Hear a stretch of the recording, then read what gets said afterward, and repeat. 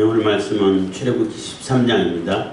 출애굽기 13장, 출애굽기 13장. 무교절과 초태생의 규례와 출애굽 이스라엘의 하나님의 인도입니다. 출애굽 이스라엘을 하나님께서 세세하게 인도하신다는 것을 구름과 불기둥으로 이렇게 나타내 보여주셨고, 구름과 불기둥이 하니까 기둥 이렇게 하나만 생겼다고 생기면 안 되고 앞에서 생겨서 넓게 위로 그 출애굽하는 이스라엘 백성들 굉장히 많잖아요. 그 머리 위에 다 이렇게 덮어서 여름에는 시원하고 낮에는 시원하고 겨울에는 따뜻하게 이렇게 인도해 가셨다고 보면 되겠습니다. 그에게는 하나님께서 모든 과정을 책임을 지시고 하나하나 세세하게 인도하신다는 뜻이죠. 그리고 무교절과 초태생에 대한 규례를 다시 한번 강조해서 얘기하는데, 무교절, 그러니까 출애굽해가지고 뭐 어떻게 뭐 굽고 뭐 발효시키고 시간 소풍한 게 아니잖아요. 빨리 떠나야 되기 때문에 잠깐 앉아서 밥 먹고, 그러니까 그 반죽 해온 거 펴가지고 먹고 또 바로 떠나고 해야 되기 때문에 이게 발효시킬 시간적인 여유가 없어요. 그걸 일주일 동안 했다는 얘기를 생각하시면 되죠. 일주일 동안 그렇게 먹었는데, 그러면서 이것을 절기로 삼아가지고 해마다 이거 무교절을 지켜라. 그 얘기는 잊어버리지 말라는 거예요. 그리고 아비벌을 첫 해로 이렇게 삼아라는 얘기는 출애굽한 해, 그러니까 영적으로 얘기한다면 거듭난 해가 새 삶을 사는 첫 해가 되는 거예요. 새 생명, 새로운 영적인 삶을 새롭게 살게 되는 첫 해가 되는 거라고 보시면 되죠. 그리고 초태생은 다 하나님께로 돌리라고 이렇게 얘기했는데, 왜 그러냐 하면은 열 번째 재앙이 장자 죽음의 재앙 올 때에 애굽인들 첫째 뭐 짐승들까지 다 죽었잖아요. 근데 이스라엘 사람들은 그 문설주의 어린 양의 피로 인해 가지고 다 살았어요. 아무도 안 죽었어. 짐승도 안 죽었어요. 그러니까 그건 다 하나님 거야.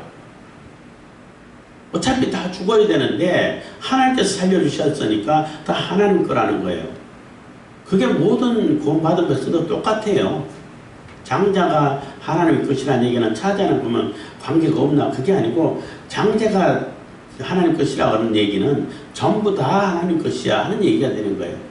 그래서 짐승들은 어린 양이라든지 소라든지 이런 거는 하나님께 그냥 바치면 되고, 또 낙이라든지 뭐 이런 뭐 낙타라든지 뭐 이런 거는 못 먹으니까 그냥 그 제사장들이 쓸 수 있도록 다 하나님께 돌려서 뭐 여러 가지 쓸 수 있겠죠. 다 주고, 만약에 주기 싫으면은 목을 꺾어서 죽이라는 얘기, 개인적으로 쓰지 말라는 거예요. 하나님의 것인데 하나님의 것을 하나님께 쓰여져야 되고 하나님께 쓰임 받아야 할 것들 개인 욕심으로 쓰면 안 된다는 거예요. 그리고 사람은 죽일 수 없잖아. 사람은 대신 속죄 제물을 다 드려야 돼. 속죄 대속 값을 내야 돼. 돈을 내야 돼. 그래서 이제 그게 일일이 매번마다 하기가 어려우니까 그 레위인을 그 장자 한 사람 한 사람씩 다 계산해가지고 내가 한 사람을 책임지는 거예요. 레위인이 한 사람 책임지는 거예요. 그게 나야. 그래서 이제 11조라든지 이런 걸 내서 거의 레위인이 계속 내가 하나님께 드려질 일을 대신할 수 있도록 이렇게 해주는 것이고, 레위인을 개시해가지고 다른 일반 그 제파 장자가 남으면은 남은 대로 또 이렇게 돈으로 계산해야 돼. 이런 규례를 만들었어요. 그래서 결국은 하나님께서 살려주신 생명은 다 하나님의 것이야. 이거 절대 잊어버리지 마 하는 거예요. 매 해마다 절기를 삼아가지고 계속 지키고 가르치고 아이들에게 가르치고 한 것은 출애굽이 매번마다 일어나는 게 아니잖아요. 한 번밖에 없어요. 우리가 거듭나는 것도 마찬가지고. 그렇기 때문에 잊어버리지 말고 이 사건을 절대 까먹지 말고 잊어버리지 말고 늘 기억하고, 네 이마에 표를 삼고 손목에 메어 표를 삼으라는 얘기는 요즘도 유대인이 이렇게 메고 다녀요. 이게 여기 말씀 집어넣어가지고 샤마 이스라엘 해가지고 고구절을 탁 넣어가지고 이게 박스 조그만 통해가지고 메고 다녀. 그런 의미는 아니에요. 아닌데 네 얼굴만 봐도 하나님 말씀이 있구나, 하나님이 함께하고 하나님 백성이구나. 네 행하는 손목에 매란 얘기는 네 하는 모든 일을 통해서 네가 하는 행동 보니까, 네 하는 일을 보니까 하나님 사람 맞네, 하나님 백성이구나, 이렇게 하라는 얘기인 거예요. 여기 감아가지고 손에 감아가지고 있어도 하나님하고 상관없이 살면은 안 되죠. 그렇지는 않겠지만 어쨌든 그런 의미로 이제 무교절과 초대생의 규례를 다시 한번 강조해주고 있고, 하나님께서 일일이 세세하게 불과 구름 기둥으로 인도하고 계신다는 거죠. 그래서 하나님의 군대라는 표현을 썼잖아요. 이제 하나님의 명령에 따라 가지고 이게 옳습니다, 그렇습니다 이렇게 판단하지 말고, 하나님께서 불기둥으로 구름 기둥으로 인도하면 인도하는 대로 가라는 얘기예요. 글로 가면 갇히는데요? 그냥 가라는 거예요. 하나님께서 인도하시는 대로 다 하나님의 계획이 있다는 거죠. 그렇게 이해를 하시면 됩니다. 13장 1절입니다. 여호와께서 모세에게 일러 가라사대 이스라엘 자손 중에 사람이나 짐승이나 물론하고 초태생은 다 거룩히 구별하여 내게 돌리라. 이는 내 것이니라 하시니라. 그래서 다 내 거야, 하나님 거야. 살려줬으니까 당연히 죽어야 하는데 하나님께서 그 어린 양의 피로 인해 가지고 살려줬으니까 다 하나님 거야. 우리도 마찬가지예요. 우리가 어차피 우리 사람들은 다 죽어야 할 사람, 지옥의 형벌을 받아야 할 사람들인데 하나님께서 예수 그리스도를 피를 통해 가지고 살려주셨잖아. 그럼 나는 더 이상 내 게 아니에요. 하나님 거라는 거지. 하나님께 드려진 사람이라는 거죠. 목사만 어떻게 전사라든지 선교사라든지 이런 사역하는, 말씀 사역하는 사람들만 하나님께가 아니고 모든 구원받은 백성은 다 하나님 거라는 거예요. 교회에서 하는 일만 하나님의 일이고 일반 직장에서는 하나님 일 아니고 내 일이고 그런 게 아니라는 거예요. 다 하나님 거라는 거죠. 그래서 더 이상 내 자신이 나를 위해서 살면 안 돼요. 이제 내가 무슨 일을 하든지 간에 그것을 통해 가지고 하나님의 영광을 나타내게 해야 되고 하나님의 백성으로서의 삶을 살아야 되고 또 하나님께 드려지는 삶을 살아야 된다는 거예요. 하나님의 백성으로서 살기 위해서 내가 이 직업을, 이런 역할을 맡았구나 라고 생각하면 된다는 거죠. 그래서 예수 그리스도를 통해 가지고 하나님의 안식에 들어간 자, 아직 들어가지 못한 자, 이거 구별이 있을 뿐인 거죠. 들어간 자와 들어가지 못한 자, 두 가지 구분밖에 없어요. 3절입니다. 모세가 백성에게 이르되 너희는 애굽에서 곧 종되었던 집에서 나온 그날을 기념하여 유교병을 먹지 말라. 여호와께서 그 손의 권능으로 너희를 그곳에서 인도하여 내셨습니다. 그래서 백성들에게, 모세가 백성에게 이르되 너희는 애굽에서 곧 종되었던 집에서, 그러니까 죄의 종에서 애굽의 종에서 이제 끄집어내 주셨잖아. 하나님께서 하나님의 길을 갈 수 있도록 다른 길로 이 세상 애굽의 길이 아니라 하나님의 길로 갈 수 있도록 출애굽시켜 주셨단 말이에요. 그렇기 때문에 그 나올 때 그 상황, 6월절이라는 상황 절대 잊어버리지 말고, 6월절로서 끝나버린 게 아니라 그 일주일 동안 무교복을 먹으면서 급하게 도망가면서 먹고 했던 그 기억을 절대 잊어버리지 말라는 거예요. 그래서 하나님께서 애굽에서 건져내준 그 사실을 생생하게 기억하면서 후손들도 그 상황을 그리면서 직접 체험하라는 거죠.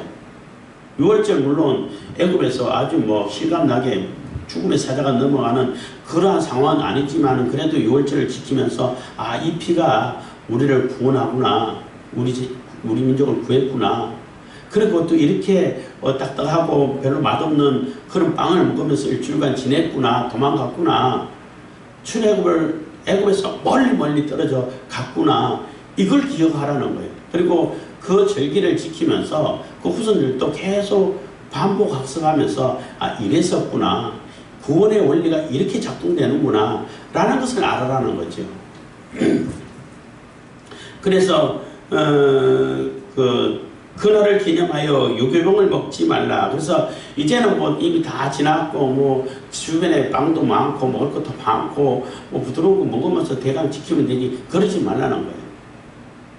그대로 조상들이 했던 대로 하나님께서 하라고 하셨던 대로 그 절기를 지키면서 그대로 실행을 하라는 것입니다. 유교병을 먹지 말라. 그러니까 누룩 들어간 빵을 부드러운 빵 먹지 말라는 거예요. 여기서 그 손의 권능으로, 손이란 얘기는 아까도 얘기했지만 일이란 얘기잖아요. 사람은 모든 일을 손으로 하죠. 물론 손이 없을 땐 발로 하는 분도 계셨지만은 대부분 보편적으로 손으로 다 일해요. 하나님이 하시는 일을 얘기하는 것이고, 그 손이란 얘기는 권능, 뭐 힘, 능력, 뭐 사역, 뭐 역사 다 이제 그런 상징을 하는 겁니다. 그래서 손의 권능이라는 얘기는 하나님의 역사의 능력, 권능의 권능, 뭐 이렇게도 표현될 것 같은 강조라고 말할 수 있죠. 하나님이 엄청난 그러한 큰 역사의 능력과 힘으로 이 출애굽에서 건져냈다는 거예요. 절대 너희들의 힘으로 된 게 아니야 라는 거죠. 아니 430년간 살았으면은 뭐 애국 사람들이나 이스라엘 사람들이 뭐 민족적으로는 조금 뭐 구분이 있을 수 있겠지만은 뭐 생활 습관이라든지 뭐 사고방식이라든지 문화라든지 뭐 다를 게 있어요. 거의 똑같지. 안 그래요? 아니 일제 36년 동안 있어도 일제 잔재가 많다 해갖고 뭐 척결하니 어쩌니 뭐 이런 얘기가 나오는데 430년이면 구분이 안 된다는 얘기밖에 안 돼요. 조금 모여 살아가지고 아 얘네들은 이스라엘이었지 하고 어렴풋이 생각할 뿐이지요. 그렇기 때문에 출애굽을 한다는 것은 이게 스스로 힘으로 출애굽은 불가능한 거예요. 그거는 하나님께서 이렇게 강제적으로 하나님 능력으로 끄집어내줬기 때문에 나올 수 있었다는 거예요.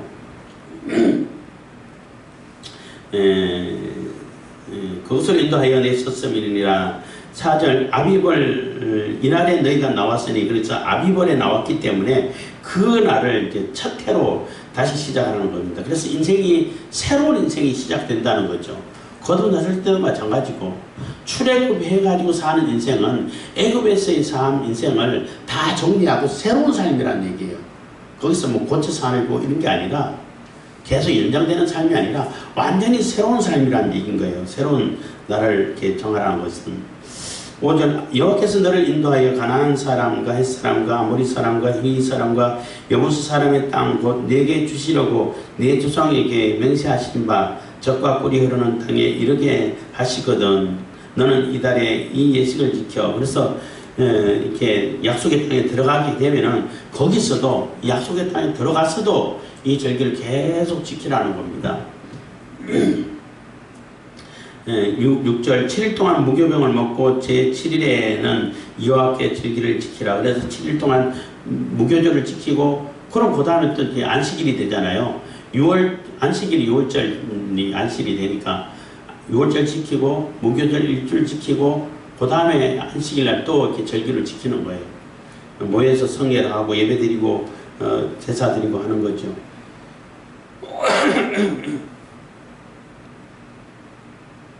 7절입니다. 7일 동안에는 무교병을 먹고 유교병을 너희 곳에 있게 하지 말며 네 지경 안에 누룩을 내게 보이지도 말게 하며. 그래서 여기서 누룩을 완전히 제거하라는 얘기인 겁니다. 여기서 말하는 누룩은 죄를 상징한다고 볼 수 있죠. 성경에서는 누룩은 반드시 죄를 상징한다고 보면 안 되고 그 어떤 비유에서 예수님께서는 긍정적인 비유로도 많이 썼어요. 뭐 많이라기보다는 몇 번 썼어요. 그러니까 천국은 뭐 가로수 말에 넌 누룩과 같다. 천국을 비유하기도 했어요. 그러니까 그 문맥에 따라 가지고 그 의미하는 상징이 다른데 여기서는 죄라고 보시면 돼요. 애굽에 있었던 습관, 애굽에 있었던 그러한 뭐 문화, 사고방식, 그 죄된 모습 이런 거 다 긁어내라는 거예요. 다 없애버리라는 겁니다. 절대 죄가 있어서는 안 된다는 거죠. 그렇게 상징할 수 있는 겁니다. 8절입니다. 너는 그날에 내 아들에게 베어 이르기를 이 예식은 내가 애굽에서 나올 때에 여호와께서 나를 위하여 행하신 일을 인함이라 하고. 그래서 그런 예식을 행할 때에 단지 예식만 행하고 끝나는 게 아니라 그 후손들에게, 아들에게, 자손에게, 손자들에게, 후손에게 가르치라는 얘기예요. 물론 아이들이 뭐 하다 보면 맛없는 빵 먹어야 되고, 이거 맛없는 이거 왜 먹어야 돼요? 이렇게 질문하기도 하겠죠. 질문할 때만 가르칠 게 아니라 이거는 어떻게 유래돼 가지고 어떻게 지켜왔고 어떻게 해왔고 자세하게 가르치라는 얘기예요. 그래야 계속 학습이 되는 거죠. 반복 학습이 된다는 겁니다. 그래서 우리가 성경 말씀도 그렇고 우리 신앙의 유산도 계속 가르쳐 가지고 유산이 유전이 될 수 있도록 물려질 수 있도록 해야 되는 거예요.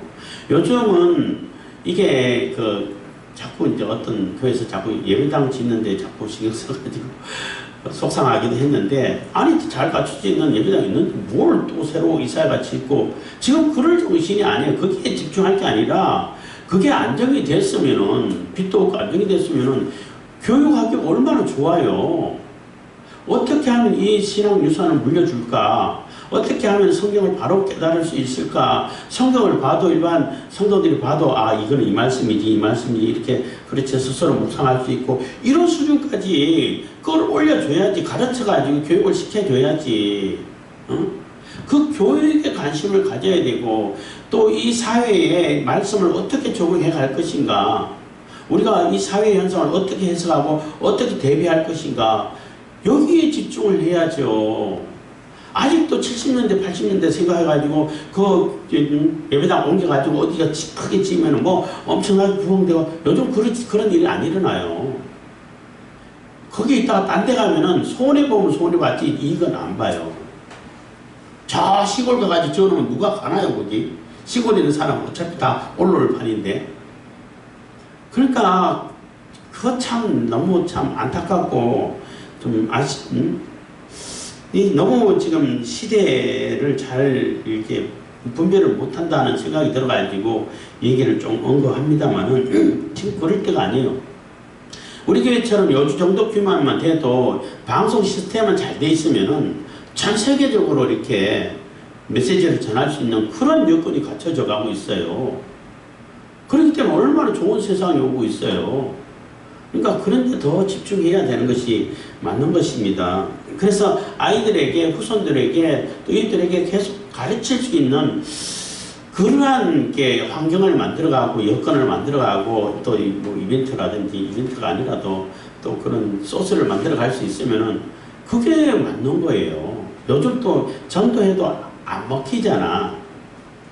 우리도 이제 한동안 전도하다가 코로나 이후에는 그거 못하다가 지금 이제 이렇게 강의 말씀에 집중한다고 이렇게 해서 바꿨습니다만은, 전도지를 줘도 받아가긴 해도 뭐 아무런 의미가 없잖아요. 그리고 대부분 받아가는 사람들은 다른 교회 다니는 사람들이 주로 받아가. 안 믿는 사람은 아예 받지도 않아. 물론 그래도 뭐 전혀 이렇게 의미가 없고 효과 없다라고 말할 수는 없겠지만은 큰 효과가 없고, 점점 더 사람들은 이 신앙의 종교 자체에 대해서 이 거부감을 자꾸 이렇게 유발시키고 하다 보니까 60%가 종교 자체에 관심이 없어요. 전체 거의 60%가.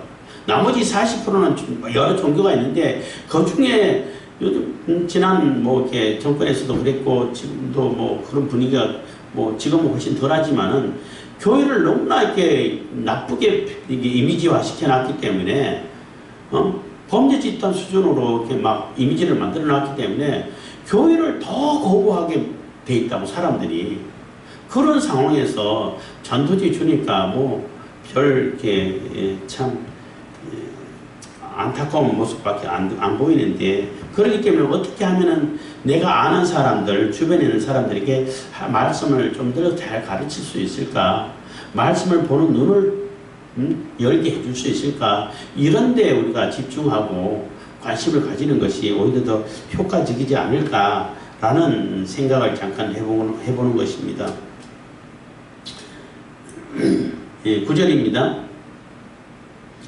이것으로 내 손의 기호와 내 미간의 표를 삼고 여호와의 율법으로 내 입에 있게 하라. 이는 여호와께서 능하신 손으로 너를 애굽에서 인도하여 내셨음이니. 그래서 하나님께서 인도해냈고 하나님께서 이런 원리로 구원해 간다는 것을 항상 보여질 수 있도록 사람들이 궁금하면 바로 얘기해 줄 수 있도록 그렇게 하라는 얘기인 거예요. 내 미간은 여기잖아.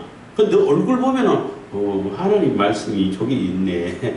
저 사람은 하나님 말씀 맞네. 이거 알게 해주라는 얘기예요. 여기에 하나님 말씀만큼 이렇게 써가지고 붙인다고 해가지고 그 사람을 알겠어요? 저 사람 왜 저래? 이렇게 됐지. 유대인들을 이렇게 박스에 아까 얘기했지만은 많은 통에다 해가지고 이렇게 메고 다니기는. 그러면 그 사람들이 저 사람들은 원리주의자인가 보다. 이 정도로 알지. 그래서 그 사람의 얼굴을 보고 행실을 볼 때에 하나님의 백성인 것을 나타내 보일 수 있도록 인식할 수 있도록 그렇게 항상 내 입에 하나님 말씀이 있고 하나님 말씀으로 살고 하나님 말씀 중심으로 살고 모든 일을 하나님께 영광이 되는 그러한 삶을 살아가고 그런 일을 할 때에 내 하는 일을 통해 가지고 하나님의 영광을 나타낼 때에 그럼 당연히 사람들이 저 사람은 하나님이 함께 하시는 사람 맞나 봐. 하나님이 함께 하니까 저런 일도 하네. 참 훌륭하네. 이런 칭찬이 들어질 거 아니에요. 그렇게 하라는 얘기인 겁니다.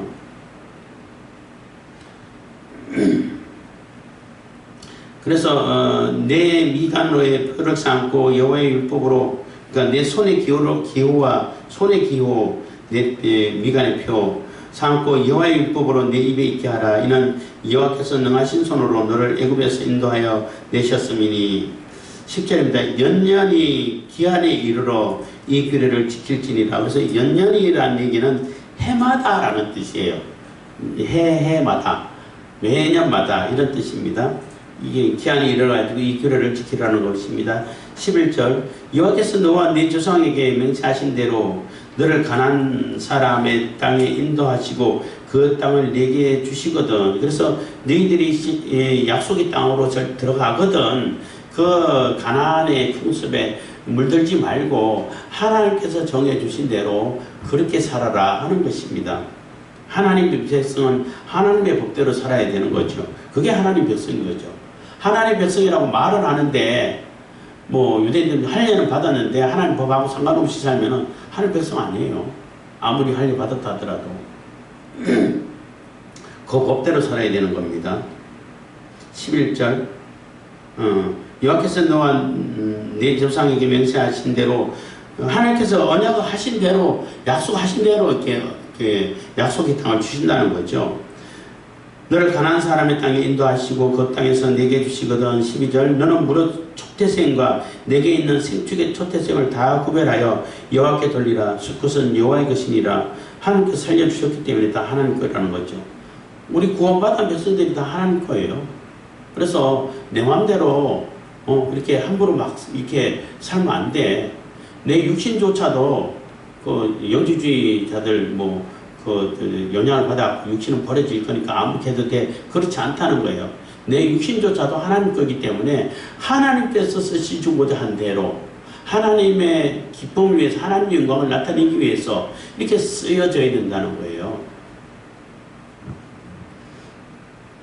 13절 나귀의 첫 새끼는 다 어린 양으로 대속할 것이요. 그래서 나귀의 첫 새끼도 그냥 드리기가 뭐하면은 어린 양으로 대신해가지고 값을 쳐서 양을 대신해서 드려도 되고 그렇게 아니하려면 그 목을 꺾을 것이며 그래서 나귀 낙타 이런 거는 그렇게 많이는 필요하지 않잖아요.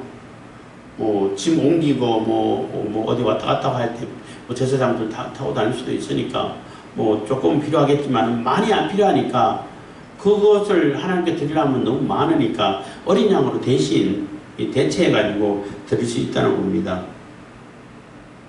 그렇게 아니하려면 그 목을 꺾을 것이며 너의 아들 중 모든 장자된 자는 다 대속할지니라. 그래서 하나님의 것인데 그것을 내 개인 용도로 쓰고 개인 탐욕을 위해서 쓰면 안 된다는 거예요. 그럴 거면 다 죽이라는 거죠. 다 없애라는 거지. 차라리 그게 차라리 낫다는 거예요.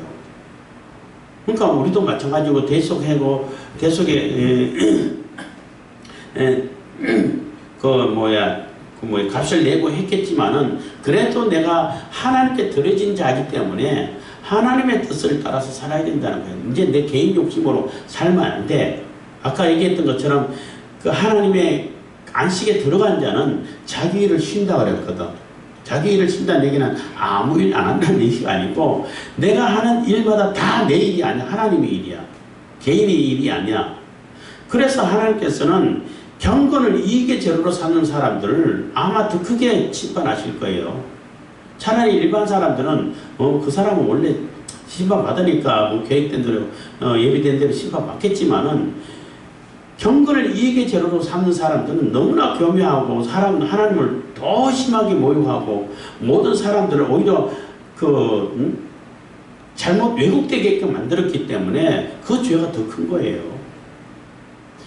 모든 종교는 다 정치적으로 이용하기 위해서 만들었어. 그럴 수 있는데 진짜 성경에서 나와서 하나님 말씀은 이게 성경 하나님 말씀까지도 자기 정치적으로 이용하기 위해 쓰는 사람들이 많죠. 그 사람들은 하나님 심판 안 받겠어요? 그렇지만은 진짜 하나님께 주신 말씀대로 내 모든 이익을 경건의 재로 하나님 나라와 그 의를 구하는데 쓰는 사람들은 하나님께서 하나님 백성으로 귀히 여겨주시죠. 그래서 이런 정치적인 상황, 경제적인 상황 그것을 다 오히려 하나님 나라를 이루어가는데 활용하는 사람도 있어요. 드물지만은. 그런 사람들은 하나님 칭찬받겠죠. 그렇잖아요.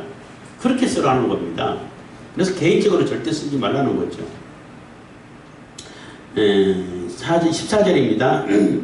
장래에 내 아들이 내게 묻기를 이것이 어찌미냐 하거든 너는 그에게 이르기를 여호와께서 그 손의 권능으로 우리를 애굽에서 곧 종이 되었던 집에서 인도하여 내실세 하나님께서 다 건져주셨기 때문에 그런 거야 하고 가르치라는 얘기예요.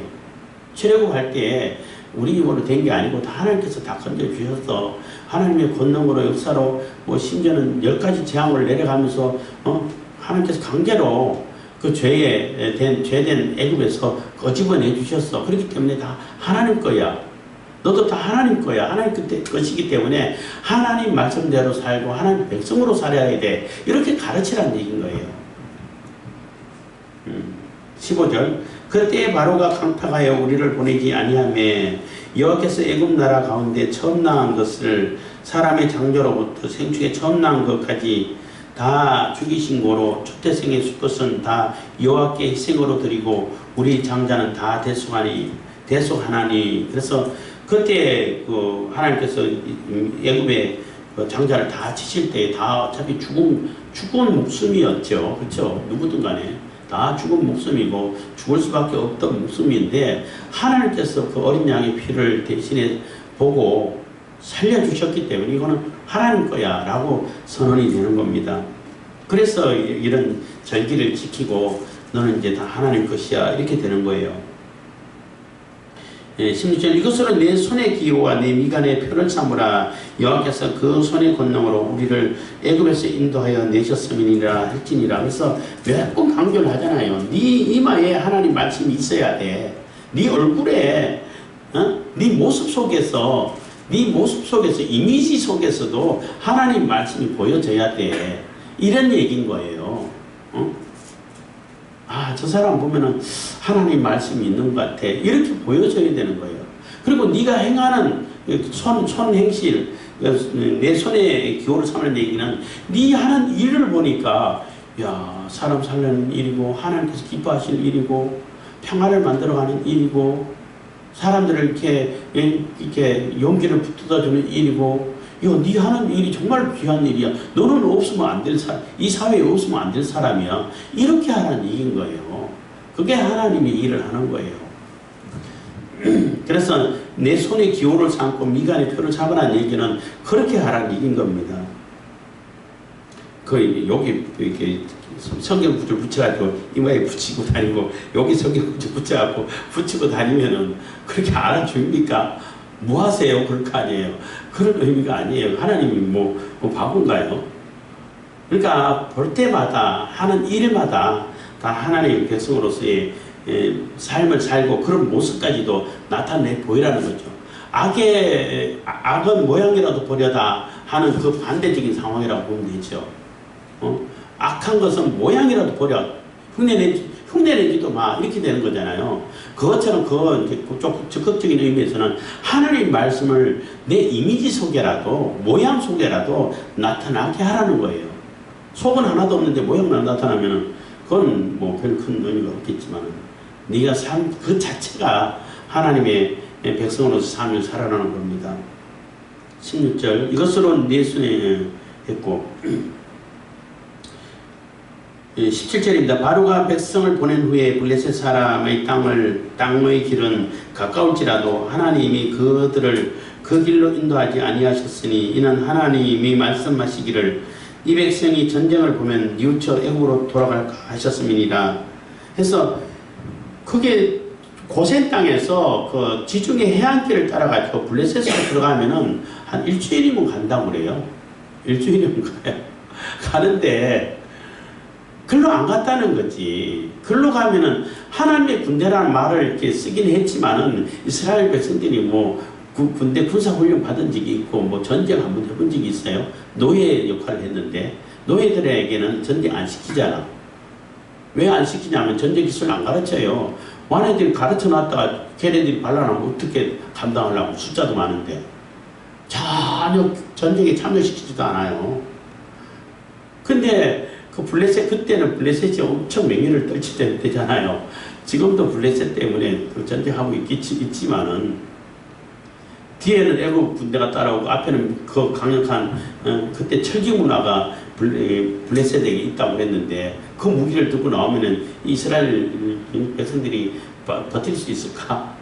당장 애국에 돌아간다고 그러겠죠. 나 종으로 살아도 되니까 여기 죽기 싫어. 그냥 여기서 살게 밥만 먹게 해주세요. 이럴 거 아니에요. 가깝지만은 그 길로 가면은 아무런 의미가 없고 또 오히려 위험하다는 거죠. 그래서 하나님이 인도하시는 대로 가는 거예요.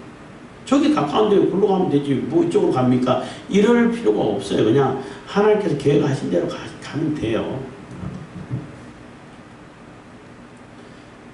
그래서 애굽 땅으로 인도하지 않고 이 광야로, 아무도 사람들이 별로 없고 광야로 돌아서 광야에 40년간 있었는데, 광야에 사는 동안 뭐 아무 일 안 했겠어요?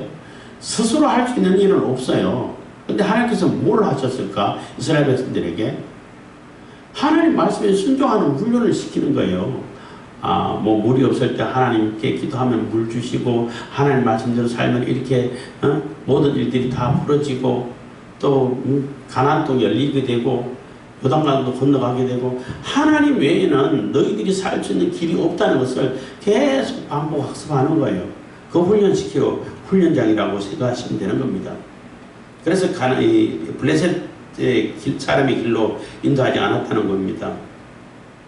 18절, 그러므로 하나님이 홍해의 광야길로 돌려 백성을 인도하심에 이스라엘 자손이 애굽 땅에서 항구를 지어 나올 때에, 19절, 모세가 요셉의 해골을 취하였으니 이는 요셉이 이스라엘 자손으로 단단히 맹세하여 이르기를 하나님이 필연 너희를 권고하시리니 너희는 나의 해골을 여기서 가지고 나가라 하였음이 되었더라. 그래서 19절에는 요셉의 그 신앙의 모습이 보이는 거죠.